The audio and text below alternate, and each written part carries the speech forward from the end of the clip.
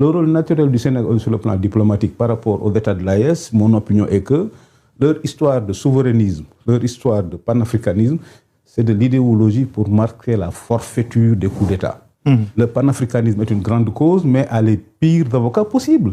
Ibrahim Koulibaly ne peut pas être, avocat pour l'Afrique. Ibrahim Traoré ne peut pas être avocat pour l'Afrique. Assimi Goïta, n'en parlons pas. Le général Tiani, n'en parlons pas. L'avocat naturel du panafricanisme, l'avocat naturel de la démocratie, c'est le Sénégal. Et malheureusement, on a l'impression que le Sénégal, au lieu de tenir son rang sur le plan historique, de hisser nos voisins à la hauteur du Sénégal, on a l'impression aujourd'hui que le Sénégal se rabaisse à leur niveau. Donc aujourd'hui, la posture diplomatique du Sénégal, c'est de rappeler que nous sommes la plus vieille démocratie et que le devoir naturel du Sénégal, c'est de discuter avec ces pays-là pour les convaincre de retrouver le président a essayé, mais... Fidel Castro reçoit en visite officielle à Cuba en 1960 un Sékou Touré qui a décidé d'abandonner le CFA et de doter son pays de sa propre monnaie.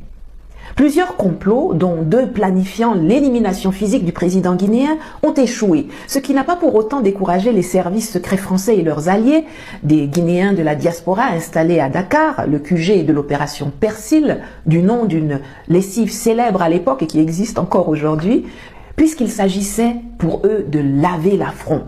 2 antennes, une à Tambacounda au Sénégal et une à Abidjan, ainsi que 2 sous-antennes en Côte d'Ivoire, une à Mans et une à Odiéné, sont ouvertes. Évidemment, dès qu'il est question d'aider la France à déstabiliser l'Afrique, la Côte d'Ivoire et le Sénégal ont toujours été de bons relais.